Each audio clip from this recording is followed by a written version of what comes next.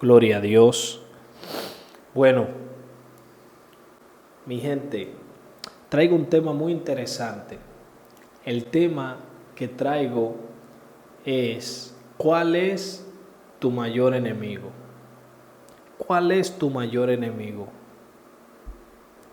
Cuando nosotros, la enseñanza que tenemos hace tiempo, muchas personas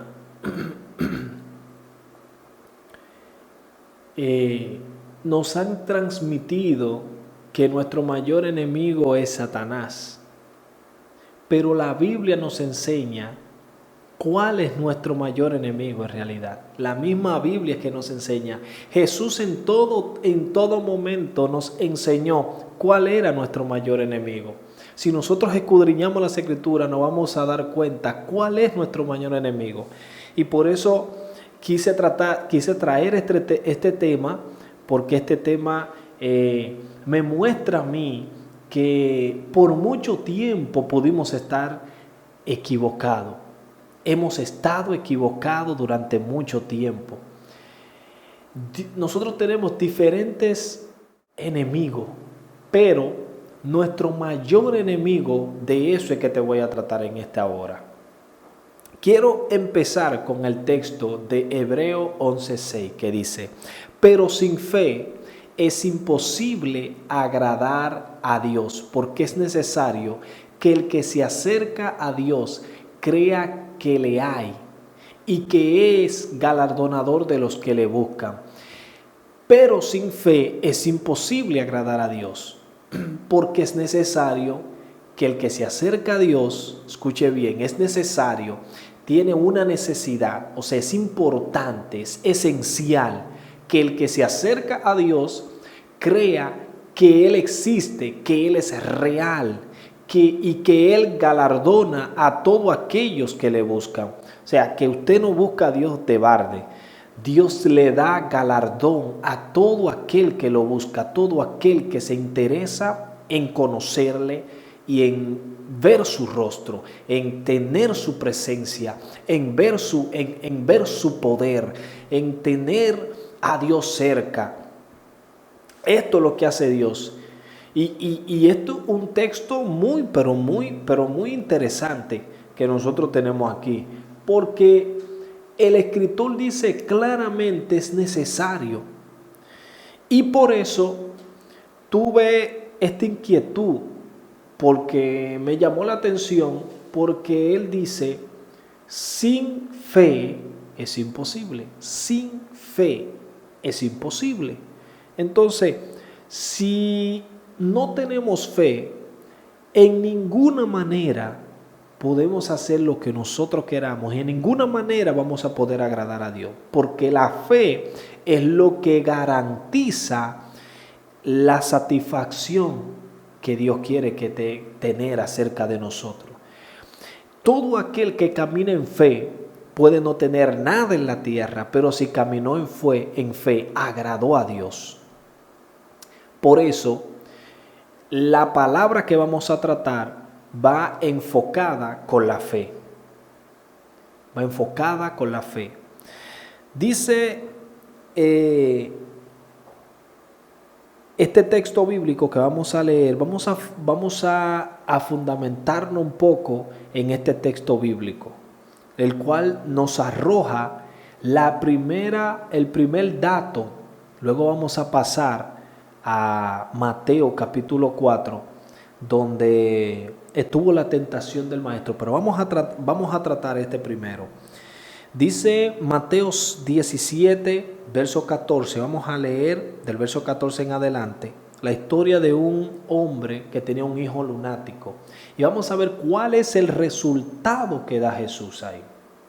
Dice: cuando llegaron al gentío, vino a él un hombre que se arrodilló delante de él, diciendo: Señor, ten misericordia de mi hijo, que es lunático y padece muchísimo, porque muchas veces cae en el fuego y muchas veces en el agua. El muchacho tenía un problema porque caía en fuego y caía en agua. Era un espíritu que lo hacía a él caer en el fuego y caer en el agua, tirarlo en el piso, revolcarlo en el piso. Y lo he traído a tus discípulos, dice el hombre, pero no le han podido sanar. Respondiendo Jesús dijo: oh generación incrédula y perversa, ¿hasta cuándo he de estar con vosotros? ¿Hasta cuándo os he de soportar? Traédmelo aquí. Y respondiendo Jesús y reprendió Jesús al demonio, el cual salió del muchacho, y este quedó sano desde aquella hora. Viniendo entonces los discípulos de Jesús aparte, dijeron: ¿por qué nosotros no pudimos echarlo fuera? Jesús le dijo: por vuestra poca fe. Porque de cierto os digo que si tuviereis fe como un grano de mostaza, diréis a este monte: pásate de aquí allá, y se pasará, y nada os será imposible. Él añade en el versículo 21, pero este género no sale sino con oración y ayuno. Mucha gente se han basado o se han quedado frisados cuando él habla del grano de mostaza, de la semilla de mostaza, del monte que se mueve, que si tienes fe mueves el monte, pero no nos enfocamos en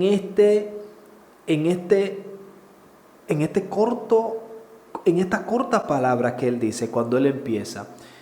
Jesús le dijo: por vuestra poca fe. Y hoy vamos a tratar de nuestro mayor enemigo. Y a muchos nos han inculcado que nuestro mayor enemigo es el que tiene cacho, tiene cola, el que te hace la contra. El enemigo, Satanás, es que te hace la contra. Satanás es que te hace, fue que te quitó ese hijo. Satanás fue que te quitó tu trabajo. Satanás fue que te quitó todo. Él es un enemigo, claro que sí. No queremos que la gente se confunda. Él es un enemigo, pero no es el principal. No es el principal. Jesús, aquí, cuando le traen a ese joven, Jesús en ningún momento puso como contrincante al enemigo. Él reveló que hay un enemigo, pero no mostró que el enemigo era un opositor para él lograr sus objetivos, lograr su meta. El enemigo no es un opositor, Satanás no es un opositor para que pueda impedir que pueda lograr la meta que Dios trazó ya en tu vida. Entonces, ¿por qué Jesús dice esto? Jesús dice: por vuestra poca fe. Y si notamos en este pasaje, Jesús en ningún momento, habiendo un demonio adentro, habiendo un hombre que posiblemente no se sabe si había estado en ocultismo o en brujería, no se sabe de qué manera, por qué razón entró este demonio a este joven, pero Jesús dice: por vuestra poca fe. En ningún momento le dio la prioridad a Satanás, a sus demonios. En ningún momento le dio la prioridad. Dice: no lo pudieron echar fuera porque ustedes no tenían la fe que necesitan tener. O sea, que el mayor enemigo que tenían los discípulos fue la incredulidad. Nuestro mayor enemigo nunca ha sido Satanás. Nuestro mayor enemigo ha sido nuestra incredulidad. Por eso es que Jesús, cuando nos encontramos en Mateo capítulo 4 con la tentación, que Jesús, luego que bautizado por Juan, es llevado por el Espíritu al desierto y ayunó por 40 días y 40 noches, lo sabemos eso, el que lee encuentra eso, Mateo 4. Pero ¿qué pasó? Cuando él va donde Jesús y le dice: si eres hijo de Dios, cuando Jesús ya termina los 40 días y 40 noches, que ya tuvo hambre, dice: y vino a él el tentador, vino a él el que tienta. Dice: si eres hijo de Dios, convierte esta piedra en pan. Y me impactó demasiado lo que Jesús le dijo. Jesús le dijo: no solo de pan vivirá el hombre, sino de toda palabra que sale de la boca de Dios. Cuando yo leí esto me llamó mucho la atención porque me está indicando que en ningún momento nuestra vida, en ningún momento la vida ha dependido de que si Satanás está en contra de nosotros, de que si nosotros comemos o no comemos, de que si nosotros enfermamos o no nos enfermamos. La vida de nosotros depende de la palabra que sale de la boca de Dios. Y yo quiero que alguien vaya conectándose con esto y entienda bien lo que Jesús está mostrando aquí. Jesús está diciendo claramente que por mucho tiempo y mucha gente que posiblemente hayan tenido a Satanás como el mayor contrincante, como el mayor opositor, para que tu vida para que tú tengas tu vida preservada, es que si el enemigo no se opone a ti, es que si Satanás no se opone a ti. Y Jesús está diciendo, no solo de pan vivirá el hombre, sino de toda palabra. O sea, la vida del hombre está de la palabra que sale de la boca de Dios. O sea, que usted depende de todo lo que Dios diga. Su trabajo depende de todo lo que sale de la boca de Dios. O sea, que lo que Dios dice por su boca es lo que te mantiene vivo. Habrá alguien que agarre esto, por favor. Lo que te mantiene sano es la palabra que sale de la boca de Dios. Lo que te mantiene con familia es lo que sale de la palabra de la boca de Dios. Lo que te mantiene con tus hijos es lo que sale de la boca de Dios. Lo que mantiene tu trabajo no es tu fuerza, no es que si el enemigo dejó, que si no, es lo que salió de la boca de Dios. Por eso Jesús le dijo, no solo de pan, sino de toda palabra que sale de la boca de Dios es que el hombre depende. Entonces Jesús está mostrando aquí que no hay un mayor contrincante en la vida de un hombre que la incredulidad. Cuando el hombre no cree que lo que sale de la boca de Dios es lo que tiene que acontecer, que lo que sale de la boca de Dios es lo que está establecido que tiene que acontecer y que eso es lo único que es inmutable, que es inmovible, que la palabra de Dios es lo único que no se puede cambiar, no se puede mover. Por eso Él dice, no soy hombre para mentir, ni hijo de hombre para arrepentirme. Y Jesús dice en otra ocasión, no pasará esta generación, no pasará el cielo y la tierra. El cielo y la tierra puede pasar esta generación, pero la palabra de Dios nunca pasará. Todo acontecerá con punto y coma. Por eso cuando Jesús vino a la tierra, incluso en la cruz, Él dice, y para que se cumpla la palabra, tengo sed. Oye, era porque la palabra de Dios en la vida de Jesús tenía toda relevancia, tenía toda la importancia. Jesús dice, todo está escrito de mí, y para que se cumpla todo lo que está escrito de mí, yo tengo que venir, yo tengo que padecer, yo tengo que pasar todo lo que haya que pasar, porque está escrito por Dios. Dios fue que estableció esa palabra y yo tengo que cumplirla. El problema de muchos de nosotros es que no hemos entendido que nuestra fe tiene que estar basada en la palabra que sale de la boca de Dios. Si Dios dice que tú serás sano, tú tienes que creerlo aunque tú estés dolido, aunque tú estés postrado, aunque el médico diga que es el último suspiro tuyo, aunque el médico diga que te quedan 3 días, que te quedan 3 meses, 6 meses. La palabra de Dios es la única inmovible, la única irrefutable, la única que no se puede cambiar es la palabra de Dios.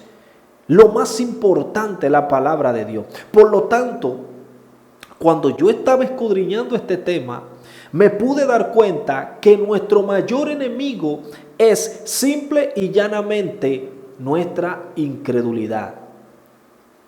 Porque nuestra incredulidad es la que nos hace dudar de la palabra de Dios. Pero vamos a ver qué significa incredulidad. Incredulidad es simple y llanamente que es la falta de fe, o más claro, la falta de convicción, la falta de convencimiento, la falta de credibilidad en alguien o en algo. Esto es la incredulidad. Falta, porque fe es creer en algo, pero incredulidad es falta de convencimiento, falta de credibilidad en algo. O sea que cuando usted no cree en lo que la palabra dice, usted está teniendo falta de credibilidad. Usted está diciendo que el que escribió eso o que el que comunicó eso es una persona que puede fallar o que puede faltar. Es una persona que no tiene credibilidad en lo que dice. Y por eso es que yo cité esta cita de Hebreos 11:6 que dice, sin fe es imposible agradar a Dios. O sea, que si usted no tiene credibilidad en lo que Dios dice, en nada usted puede agradar a Dios. Usted puede estar yendo al templo, usted puede estar cumpliendo con todas sus reglas religiosa, diezma, ofrenda, asiste a todos los cultos, asiste a todas. Pero si Dios le dice a usted, voy a sanar a aquella persona, vete, ora por ella, y usted en ese momento dudó de que Dios sanara a esa persona, en ese momento usted abolió todo lo que hizo. No digo que no tiene que ir a la iglesia, no tiene que cumplir con todo, tiene que ir regularmente, tiene que congregarse. Tiene que ofrendar, diezmar, todas esas cosas usted la puede hacer. Si quiere dar un 15, un 20% de su sueldo, es un éxito. No tiene que quedarse solamente en que dé un 10%. El que da, hubo una mujer que Jesús dijo, esta dio más que todo el mundo porque dio el único sustento que tenía. Entonces, la ofrenda que ella dio se vio más alta que los demás, aunque los demás hayan dado más dinero que ella, porque ella dio todo su sustento y aquellos dieron de lo que les sobraba. Pero ese no es el tema. El caso es que cuando Dios dice voy a sanar y tú no crees en que Él va a sanar, ya estás diciendo que no tienes credibilidad, que hay incredulidad en la palabra que tú recibiste de parte de Dios, que no puedes moverte. Porque entiendes que Dios no lo puede hacer, entiendes que Dios puede fallar en lo que va a hacer. Y esto causa que Dios se entristezca o se sienta incómodo con nuestra presencia. Porque nosotros tenemos que creer en Él sin importar lo que esté aconteciendo. Hay gente que entiende que Dios tiene que hacer algo porque ellos ayunen, porque ellos oren mucho, Dios va a hacer algo. El problema está grave. Hay un problema grave. ¿Y sabe cuál es el problema mayor? En que nosotros condicionamos a Dios para que Dios haga algo. Nos han enseñado que el nosotros ayunar es que va a hacer que Dios haga algo en nuestra vida. Es que nosotros al orar mucho va a hacer que Dios haga algo en nuestra vida. El ayuno y la oración lo que hacen es que te vuelven un hombre más espiritual. Un hombre que hace que el espíritu se active en nosotros y nosotros tengamos la estatura espiritual en donde podamos entender y podamos escuchar la voz de Dios y podamos permanecer en fe, sin dudar, sin movernos. Jesús dijo, porque si tuvierais fe como un grano de mostaza, le dirías a este monte. No es fe en la palabra, en que no es que tú creas que lo que tú digas será hecho, no es lo que tú digas. Es que si tuvieras fe en Cristo Jesús, fe en la palabra de Dios, le dirías a este monte, no porque tú le digas al monte, muévete, él se va a mover. No, Jesús no está indicando, porque si fuera así, nosotros hiciéramos cuantas cosas se nos pareciera. Jesús está indicando, si tuvieran fe, lo que yo le había enseñado de que echaran fuera demonios, de verme a mí así, echando fuera demonios. Si ustedes tuvieran fe, ustedes hubieran dicho, en el nombre de Jesús te echamos fuera, sal de él. No, yo no me voy, sal en el nombre de Jesús. Cuando el demonio ve que tú tienes fe en el nombre, porque hay gente que dice, yo tengo fe en el nombre, pero la fe que tienen ellos es para jugar con el nombre del Señor. El nombre de Jesús es tan santo, es tan valioso, es tan poderoso, que el mismo Dios dijo, el mismo Dios lo dijo, lo pongo por encima de todo principado, potestad, sobre todo gobierno. Jesús es sobre todo reino, Rey de reyes y Señor de señores. El nombre de Jesús dice, a Él sea honor, poder, majestad, toda gloria, alabanza, honra. Al nombre de Jesús fue que se le dio la autoridad. Entonces, por eso el nombre de Jesús es tan poderoso que usted no debe ni de tomarlo como mucha gente lo toma para tomarlo en vano. Cuando usted va a hablar del nombre de Jesús, usted tiene que hablar. Algo que yo aprendí en mis tiempos de ministerio es de no usar el nombre de Jesús en vano, de no jugar con ese nombre. Yo no nombro ese nombre para cualquier cosa. Yo no nombro ese nombre para jugar. Yo no digo de que en el nombre para cualquier chelcha, no. Ese nombre yo le he tomado de tan valioso que yo ese nombre para mí, ese nombre sana, ese nombre limpia, ese nombre liberta, ese nombre salva. Ese nombre, por medio de ese nombre, por medio de yo creer en ese nombre, yo sé que hay milagros que pueden acontecer, salvación, sanidades, hay liberaciones que pueden acontecer por ese nombre. Cuando yo aprendí a conocer el poder de ese nombre, dejé de nombrarlo en todas las cosas. Eso es como cuando tú tienes una firma. A nosotros se nos ha entregado, a los creyentes se nos entregó una firma. Y esa firma